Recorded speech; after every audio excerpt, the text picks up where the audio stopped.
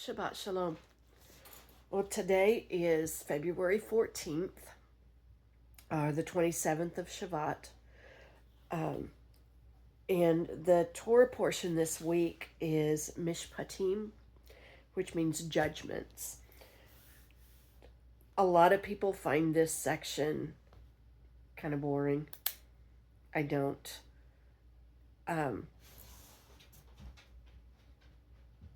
I see it as so much instruction for us to keep us out of the ditches. You know, it's full of all of the little stuff that, we need to do to make our lives run right. I mean, keeps us out of trouble, keeps us,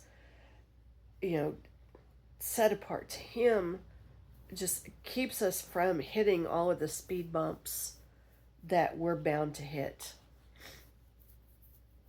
And because we don't listen to them, then we hit all the problems. But you'll see what I mean when I get into it a little bit. We're going to start in Exodus 21, verse 1, which is on page 79.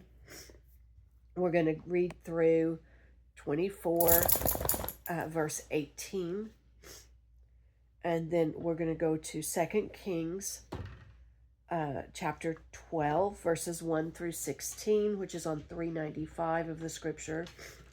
And then Matthew 17, 22 through 27, which is on page 939. It is going to be hard for me to get through this, so bear with me. Zelig has been extremely clingy today, so he may get in the picture here in a minute. Yeah, go lay down.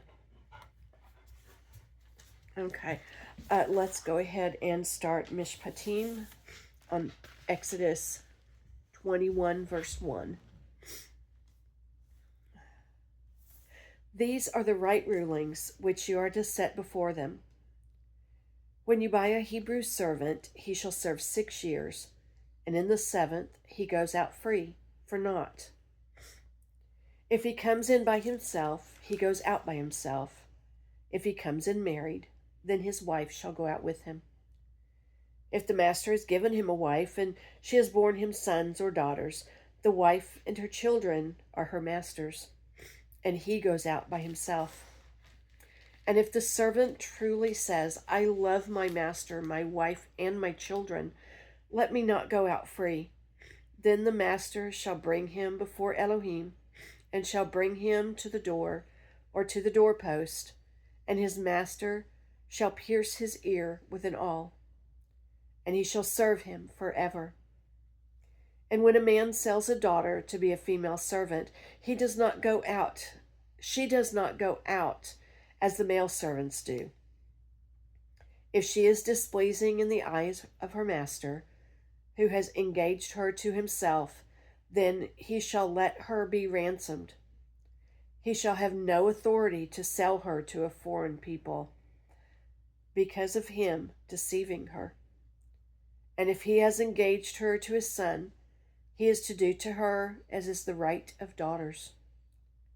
If he takes another wife, her food and her covering and her marriage rights are not to be diminished. And if he does not do these 3 for her, then she shall go out for naught, without silver. He who strikes a man so that he dies shall certainly be put to death. But if he does not lie in wait, but Elohim delivers him into his hands, then I shall appoint for you a place where he is to flee. But when a man acts presumptuously against his neighbor, to kill him by treachery, you are to take him even from my slaughter place to die. And he who strikes his father or his mother shall certainly be put to death. And he who kidnaps a man and sells him, or if he is found in his hands, shall certainly be put to death. And he who curses his father or his mother shall certainly be put to death. And when men strive together, and one strikes the other with a stone or with his fist, and he does not die but is confined to his bed, if he rises again and walks about outside with his staff, then he who struck him shall be innocent. He only pays for lost time and sees to it that he is completely healed. And when a man strikes his male or female servant with a rod so that he dies under his hand, he shall certainly be avenged. But if he remains alive a day or two, he is not avenged, for he is his property. And when men strive, and they shall smite a pregnant woman, and her child comes out, yet there are no injuries, he shall certainly be punished according to the woman's husband lays upon him, and he shall give through the judgments. But if there is injury, then you shall give life for life, eye for eye, tooth for tooth, hand for hand, foot for foot, burn for burn, wound for wound, lash for lash. And when a man strikes the eye of his male or female servant and destroys it, he is to let him go free for the sake of his eye. And if he knocks out a tooth of his male or female servant, he is to let him go free for the sake of his tooth. And when an ox gores a man or a woman to death, then the ox shall certainly be stoned, and its flesh is not eaten, and the owner of the ox is innocent. However, if the ox was previously in the habit of goring, and his owner has been warned, and he has not kept it confined so that it has killed a man or a woman, the ox is stoned, and its owner also is put to death. If a sin covering is laid upon him, then he shall give the ransom of his life.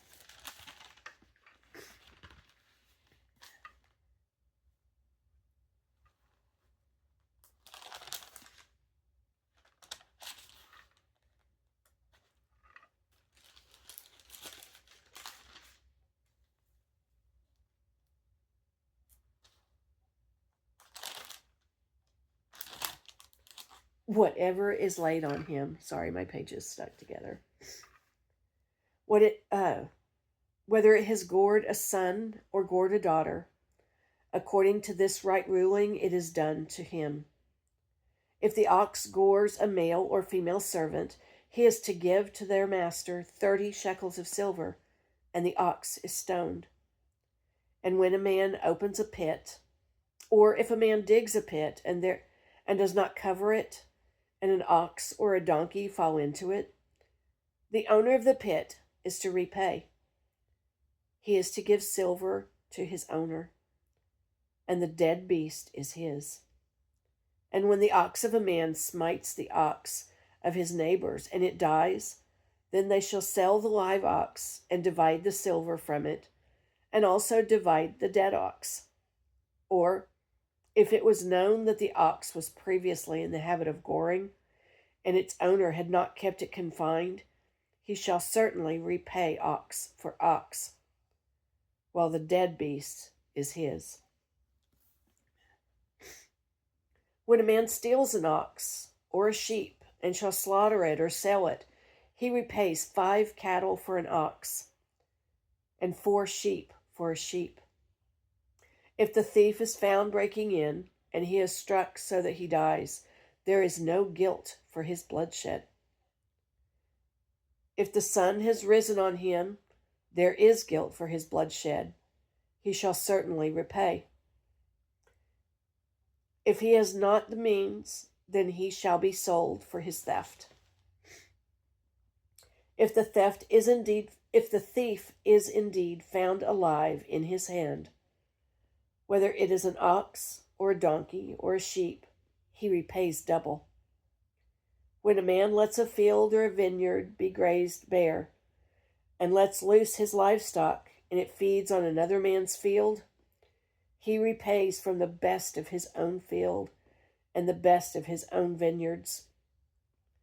when fire breaks out and spreads to thorn bushes, so that stacked grain or standing grain or the field is consumed, he who kindled the fire shall certainly repay. When a man gives silver or goods to his neighbor to guard, and it is stolen out of the man's house, if the thief is found, he repays double.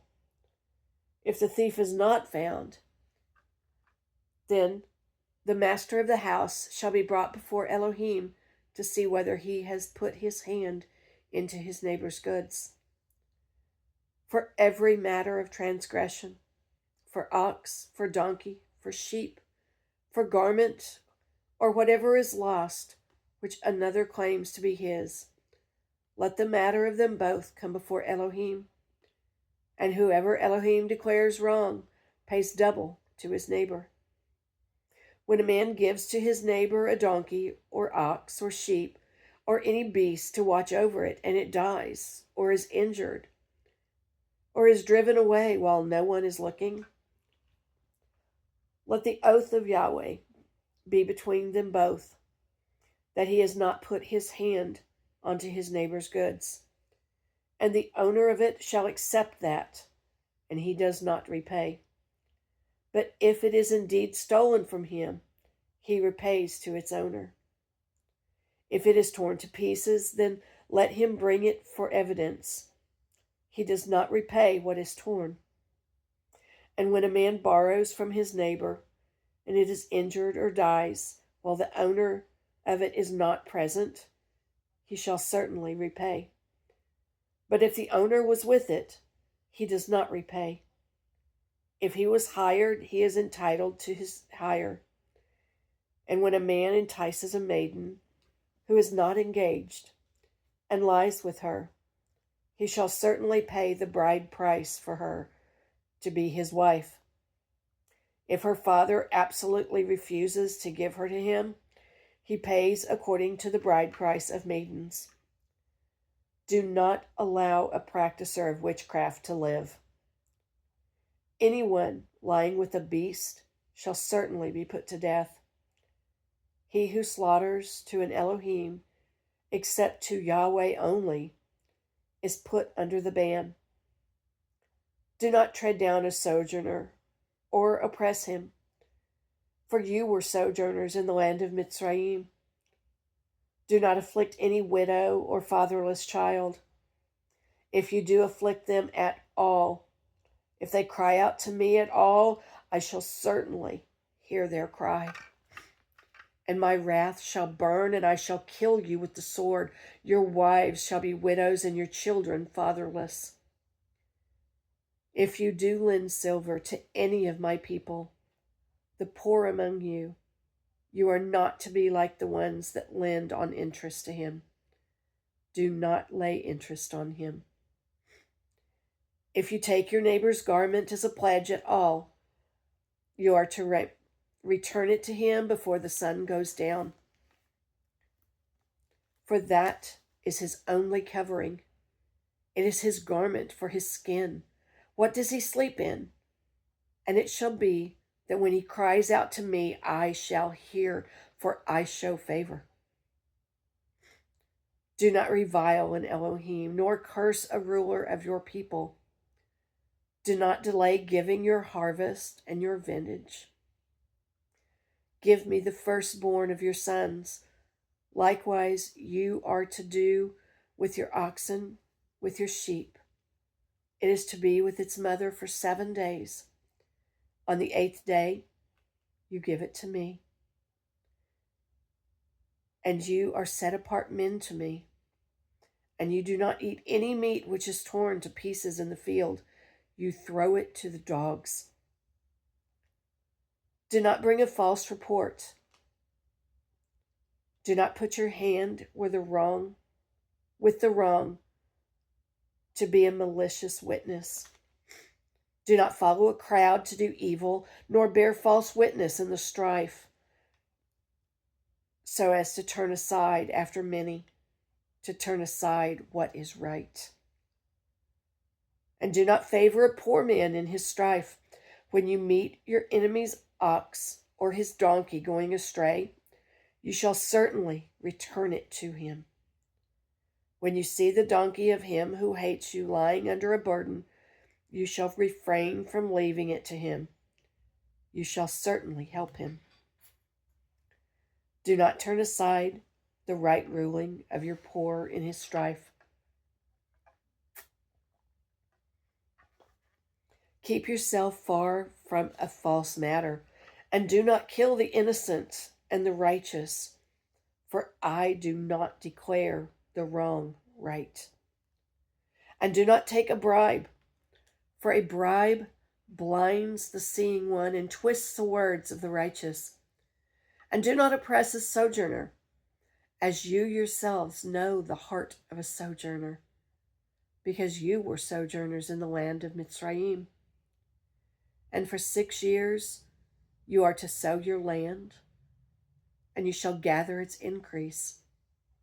But on the 7th year you are to let it rest, and shall leave it, and the poor of your people shall eat, and what they leave the beasts of the field eat. Do the same with your vineyards and with your olive yards. 6 days you are to work, and on the 7th day you rest, in order that your ox and your donkey might rest, and the son of your female servant and the sojourner be refreshed. And in all that I have said to you, take heed, and make no mention of the name of other mighty ones. Let it not be heard from your mouth. 3 times a year you are to celebrate a festival to me. Guard the festival of Matzot.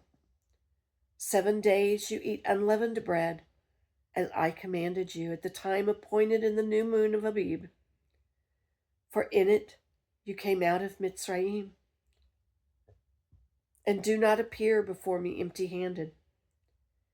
And the festival of the harvest, the first fruits of your labor, which you have sown in the field, and the festival of the ingathering at the outgoing of the year, when you have gathered in the fruit of your labors from the field.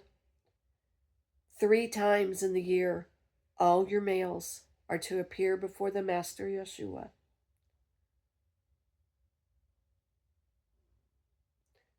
Do not slaughter the blood of my slaughterings with leavened bread. And the fat of my festival shall not remain until morning. Bring the first of your first fruits of your land into the house of Elohim, your Elohim. Do not cook a young goat in its mother's milk. See, I am sending a messenger before you to guard you in the way and to bring you into the place which I have prepared. Be on guard before him and obey his voice. Do not rebel against him, for he is not going to pardon your transgression, for my name is in him. But if you diligently obey his voice and shall do all that I speak, then I shall be an enemy to your enemies and a distresser to those who distress you. For my messenger shall go before you and shall bring you in to the Amorites, to the Hittites, to the Perizzites, and to the Canaanites, and to the Hivites, and the Jebusites, and I shall cut them off. Do not bow down to their mighty ones. Do not serve them, nor do according to their works, but without fail overthrow them, and without fail break down their pillars. And you shall serve Yahweh your Elohim, and he shall bless your bread and your water, and I shall remove sickness from your midst. None shall miscarry or be barren in your land. I shall fill the number of your days. I shall send my fear before you and cause confusion among all the people to whom you come, and make all your enemies turn their backs to you. And I shall send hornets before you, which shall drive out the Hivites, the Canaanites, the Hittites from before you. I shall not drive them out from before you in 1 year, lest the land become a waste, and the beasts of the field become too numerous for you. Little by little I shall drive them out from before you, until you have increased and you inherit the land. And I shall set your border from the Sea of Reeds to the Sea of the Philistines, and from the wilderness to the river, for I shall give the inhabitants of the land into your hand, and I shall drive them out before you. Do not make a covenant with them, nor with their mighty ones. Let them not dwell in your land, lest you make your sin against me. When you serve their mighty ones, when it becomes a snare to you. And to Moshe he said, Come up to Yahweh, you and Aharon, Nadab and Abihu, and 70 of the elders of Israel, and you shall bow yourselves from a distance. But Moshe shall draw near to Yahweh by himself, and let them not draw near, nor let the people go up with him. And Moshe came and related to the people all the words that Yahweh and all the right ruling. And all the people answered with one voice and said, All the words which Yahweh has spoken we shall do. And Moshe wrote down all the words of Yahweh and rose up early in the morning and built a slaughter place at the foot of the mountain, and 12 standing columns for the 12 tribes of Israel. And he sent young men to the children of Israel, and they offered ascending offerings and slaughterings of peace offerings to Yahweh of bulls. And Moshe took half the blood and put it in basins, and half the blood he sprinkled on the slaughter place. And he took the book of the covenant and read in the hearing of the people. And they said, All that Yahweh has spoken we shall do and obey. And Moshe took the blood and sprinkled it on the people, and said, See the blood of the covenant which Yahweh has made with you concerning all those words. And Moshe went up, also Aharon, Nadab, and Abihu, and 70 of the elders of Israel. And they saw the Elohim of Israel, and under his foot, like a paved work of sapphire stones, and like the heavens for brightness. Yet he did not stretch out his hand against the chiefs of the children of Israel. And they saw Elohim, and they ate, and they drank. And Yahweh said to Moshe, Come up to me on the mountain, and be there, while I give you tablets of stone, and the Torah, and the command which I have written, to teach them. And Moshe arose with his assistant, Yehoshua, and Moshe went up to the mountain of Elohim.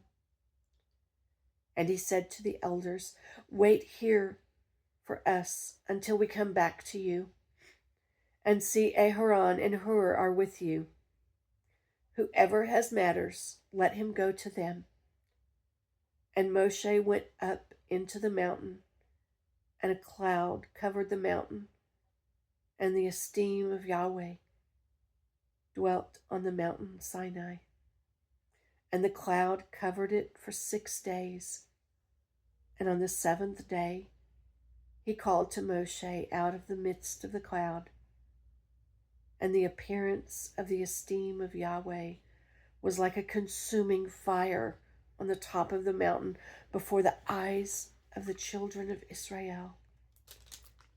And Moshe went into the midst of the cloud and went up into the mountain. And it came to be that Moshe was on the mountain 40 days and 40 nights. You know, the laws that he gave the people, everybody always talks about how difficult the law is to keep. None of that was difficult. It's taking care of your brother. It's taking care of people. It's loving Yah. That's what the law is about. It's teaching us how to people. I don't know about you, but I struggle peopling sometimes.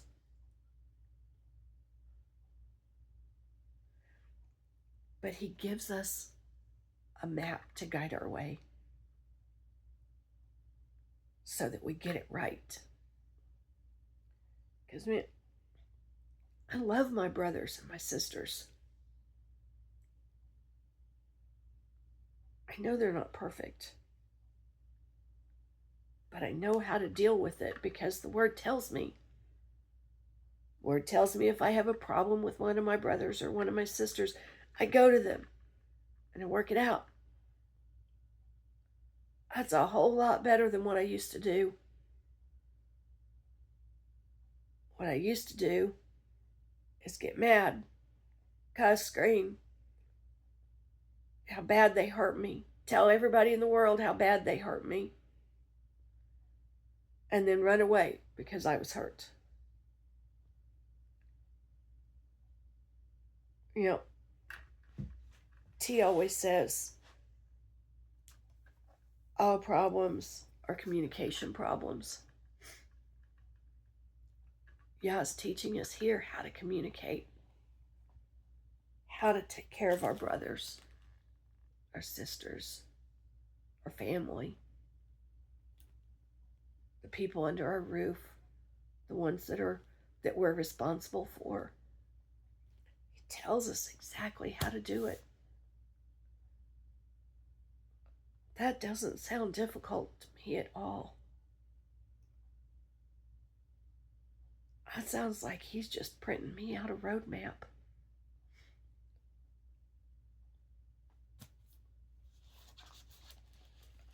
And if I had done that in my younger days, 3/4 of the things that happened to me might not have happened to me.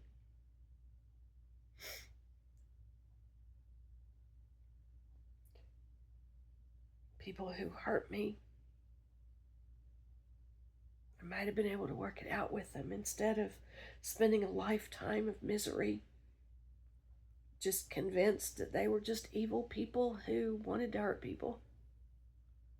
And that's not the case. And even if it was the case, I'm not the one that answers to that. I'm the one that answers to how I behaved through all of it. Yeah, there were people that hurt me that did it intentionally. But you know what? They didn't know any better because they didn't know my Yah.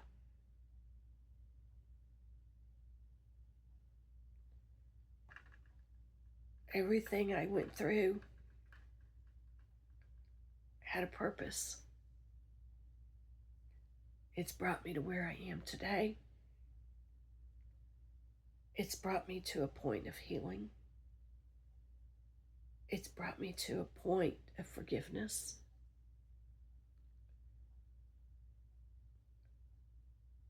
It's brought me to a point where it doesn't matter.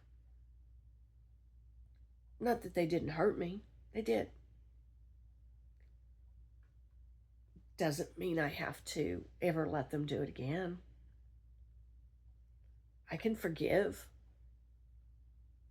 and choose not to be around them, and that's okay.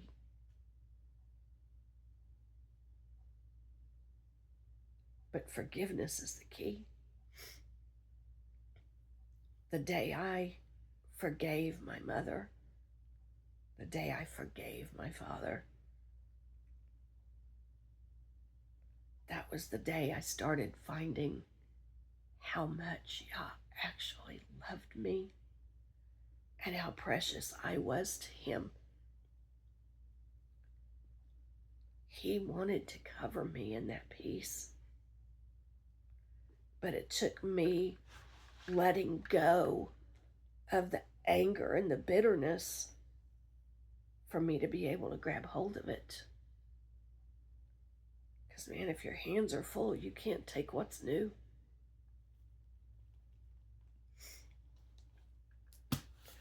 Let's go ahead and move on to 2 Kings chapter 12. We're going to read verses 1 through 16, and that starts on page 395. Sorry, I've got to keep my water going.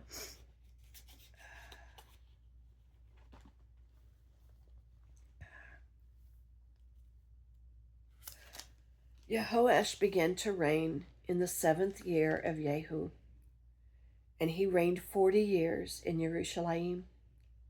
And his mother's name was Zibiah of Beersheba. And Jehoash did what was right in the eyes of Yahweh all the days in which Jehoiada the priest instructed him. However, the high places were not taken away.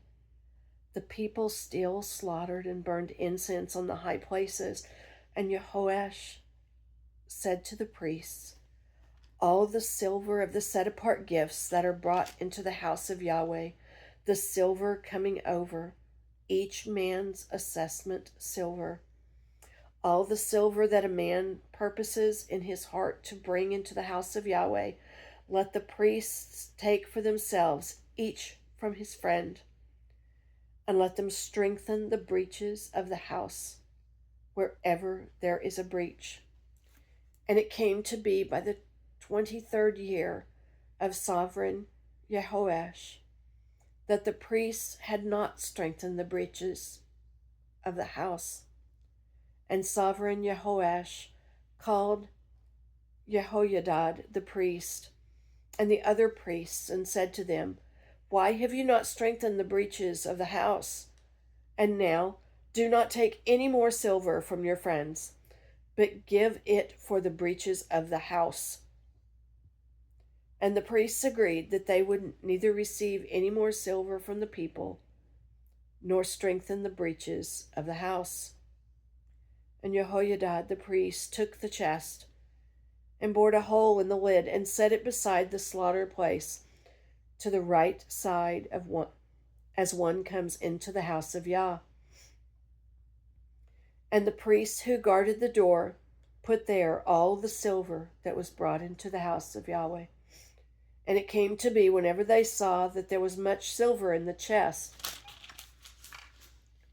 that the sovereign's scribes and the high priest came up and put it in bags and counted the silver that was found in the house of Yahuwah, and gave the silver weighed out into the hands of those who did the work, who had the oversight of the house of Yahweh. And they paid it out to the carpenters and the builders who worked on the house of Yahweh, to the stonemen and to the stone cutters, and for buying timber and hewn stone to strengthen the breaches of the house of Yahweh, and for all that was paid out to strengthen the house. However,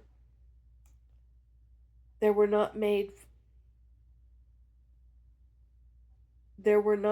for the house of Yahweh basins of silver, snuffers, sprinkling bowls, trumpets, any objects of gold or objects of silver from the silver that was brought into the house of Yahweh. For they gave that to the workmen, and they strengthened the house of Yahweh with it. And they did not reckon with the men into whose hands they gave the silver to be paid to workmen, for they acted trustworthily. The silver from the trespass offering and the silver from the sin offerings was not brought into the house of Yahweh. It belonged to the priests.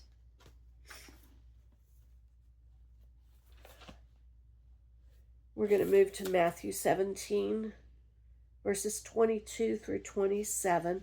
That's on page 939.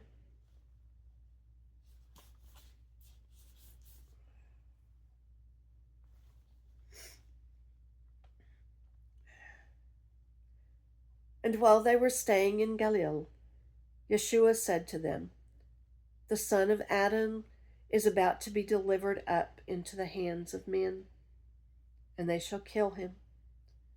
And the third day he shall be raised up." And they were deeply grieved. And when they came into Capharnaum, those who received the double drachma came to Kepha and said, "Does your teacher not pay the double drachma?" And he said, "Yes." And when he came into the house, Yeshua spoke to him first, saying, "What do you think, Shimon? From whom do the sovereigns of the earth take toll or tax? From their own sons or from the strangers?" Kepha then said to them, "From the strangers." Yeshua said to him, "Then the sons are exempt. But lest we cause them to stumble, go to the sea, cast in a hook, and take the fish that comes out first. And when you have opened its mouth, you shall find a stater. Take that and give it to them for me and you." Yah always provides.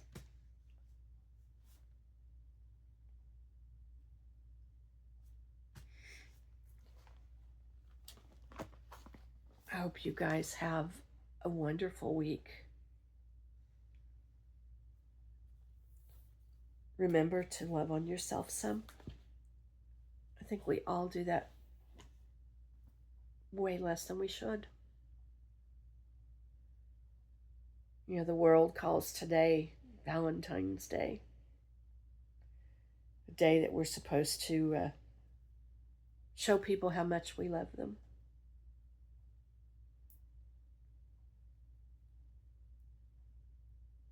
I think that should be every day.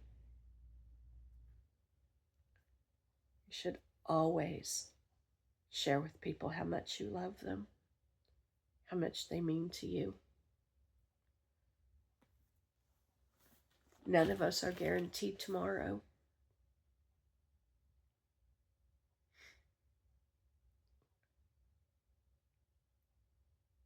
I pray you have a wonderful day. Shabbat Shalom.